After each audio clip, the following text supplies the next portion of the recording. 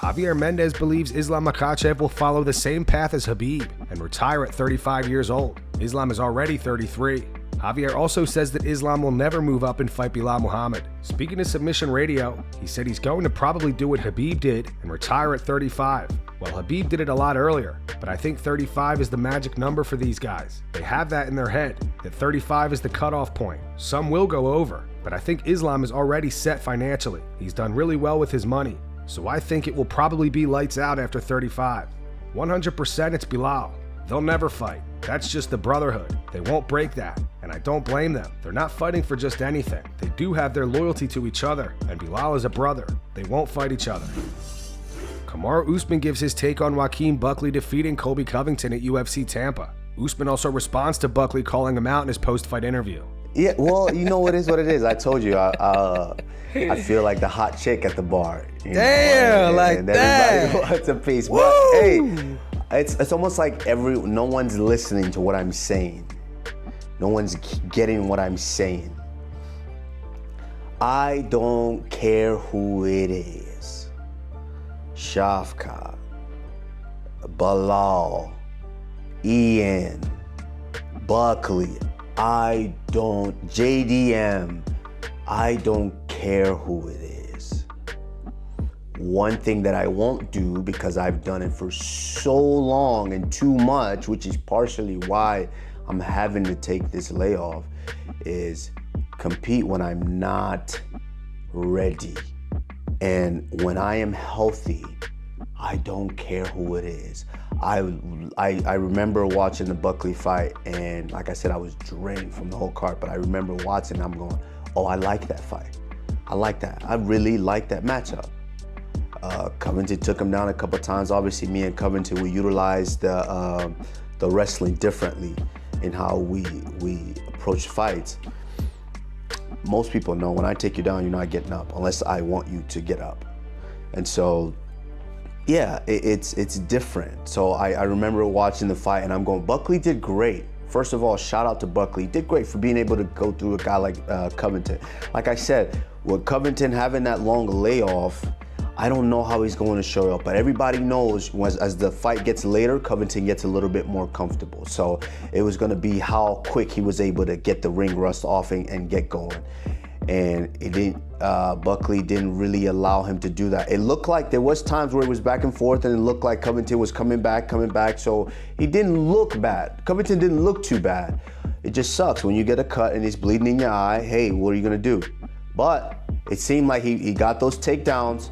And once he got the takedown, Buckley did struggle a little bit, but once Buckley got up, he did the right thing. He was able to press, he was throwing big shots. And so hats off to both guys. But and look, if you look in a position like this, if I get you down, it's gonna be a bad day for you to try to get up. But it was good. I like the fight. I like Buckley. I like it. I like all of them. Buckley, Gary, JDM, Shavkat. It doesn't matter. John Jones' brother Arthur had some words for Colby Covington. The Mac Life reposted Colby saying that John has fruity tendencies prior to UFC Tampa. Arthur left a comment. He wrote, "This guy can't keep my brother's name out of his mouth. Same guy who shits the bed anytime he gets a shot at the title. No one takes that guy seriously." Israel Adesanya posted his live reaction to Manel Kape saying "f*** him" in his post-fight interview at UFC Tampa. Izzy and Manel's beef started at the UFC 293 presser when Izzy stood up for Kai Kara France. Yeah, stand up, motherfucker! Stand up! Let's go! Stand up, motherfucker! What you want? What you want? What you want to? What you want? Alright, yeah. Shut the sit down. Your sit the down. Sit the down. Sit the down, yo. If on tonight, oh my. That was a great performance, man. Check out, friends. Yeah, I knew he was gonna do that. Moreno. Adesanya. What is that me for?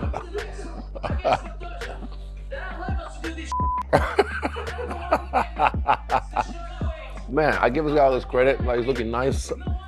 They said, hey, I still keep it real, man. He showed out. And man, it just shows I've been in his head this whole time. I didn't even think it was like that. But he did well. Good job, little. After After knocking out Atman Azaitar at UFC Tampa, Michael Johnson calls for a rematch with Justin Gaethje. The two fought back in 2017, and Gaethje won via TKO in the second round. Johnson said it's kind of like different movements in the sport, and you don't really know what you're going to get. So 15 years in, the fans are still enjoying watching me fight, and it just motivates me more to keep going and keep getting in there and fighting to the best of my ability and continue to get better. That's what's next for me, to get back into the gym, to work on things that I need to work on improving. My wrestling can get touched up, jiu-jitsu can always get touched, my striking can always get touched up. I just want to improve every day. I'm all about growth right now. 5 years more I want to fight. I always tell people I want to do 8 to 10 more years, and they look at me with this face. I'm not slowing down anytime soon. As long as my body's healthy and I can get through what I need to get through, I'm going to fight for as long as I can. I think Nate Diaz said it best, and he's turned into a good friend. He was an opponent of mine. We always keep in touch, but he made a comment that said, I'll fight until I'm 50. Just getting started. So that's what it is. I'm just getting started. This might be my peak. A lot of people peak at 25, 30 years old. I might be one peaking at 38, 40. The Justin Gaethje fight, that's the one that I want. I think everybody would love a Gaethje-Johnson rematch. I gave him that opportunity when he came over, when nobody else wanted to fight him, so I think he should go ahead and give that back. We need to run that one, because I know he knows he got away with that one.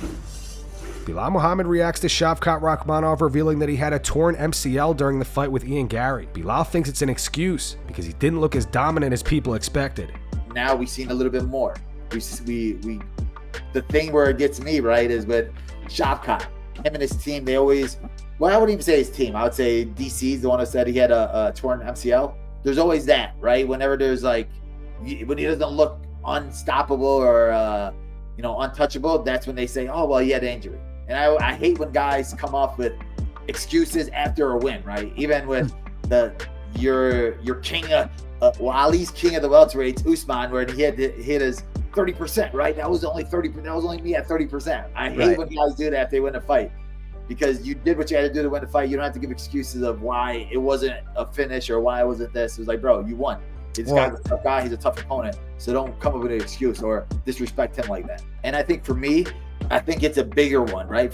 It's more for my legacy as well. It's like if Ian would have beat him, then they would have been like, "Oh man, you're Ian did what you were afraid to do. Ian would have done this or that." And it's like people are gonna say that. So now that I get to fight a guy that's 19-0, a guy that's still considered the boogeyman, a guy that still has all these people behind him. I love that. It keeps that chip on my shoulder. I'm still the underdog. I want to still be the underdog. If Ian would have won, they probably would have made me the favorite. So for myself, I'd rather be the underdog. I'd rather be the guy that they're doubting. So I can go out there, shut up some more of these haters, and keep winning these fights. Khamzat Chimaev posts some new training footage to his Instagram.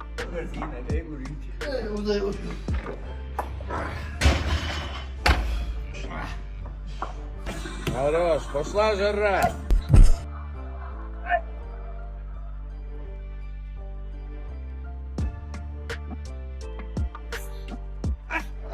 Хорош, подбивай, вверх, во!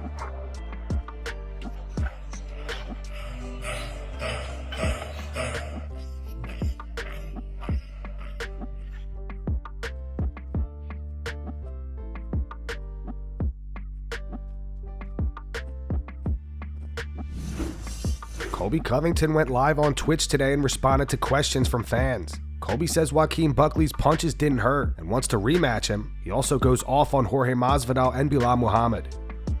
Someone said it didn't look like the cut man had much experience. Yeah, I don't know. I didn't feel like they fixed the cut very well or kept the blood out of my eyes in between rounds. Usually they put Vaseline on it and I can get right back out there, but I don't know. I'm not going to blame anybody, though. I don't think you should point the blame on anybody. Take responsibility, guys.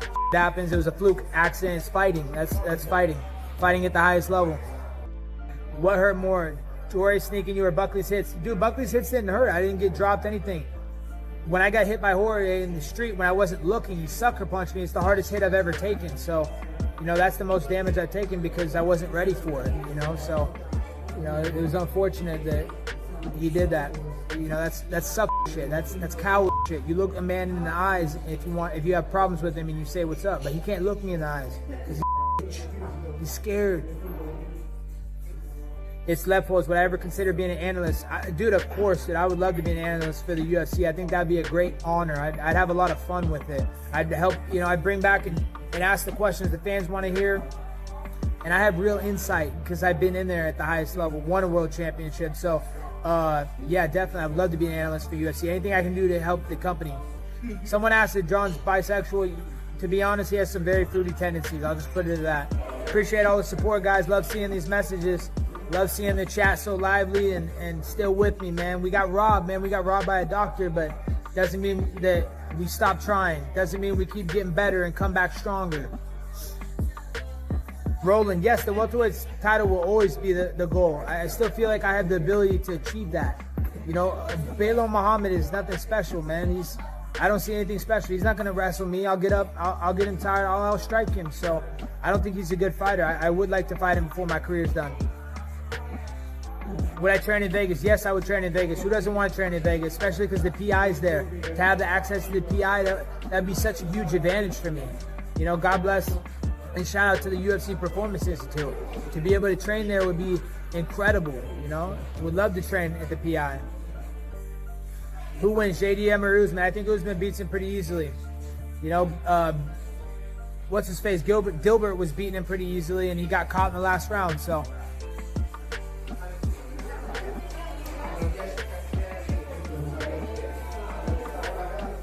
Miami in April, yeah, that'd be sick, dude. Would love Miami in April. Colby, what's my dream fight? My dream fight? I mean, Conor's always going to be the dream fight for everybody. He's the biggest payday. He's the most notoriety, but, you know, he's accomplished the most in the sport, so that'll always be the dream fight. But it makes no difference, you know? I'm everybody's dream fight. Everybody wants to fight me. Can't fight them all, though. It's only one by one, boys. You take them on. Oh, we'll take them all on, but you got to take them on one by one. Wade Soldier's fight just got announced. I know, I'm excited, dude. I can't wait to see him fight in February. It's going to be exciting. Can I train with Uncle Goat or Uncle Chael? Yeah, I could definitely train with the GOAT. We'll see. It's a possibility.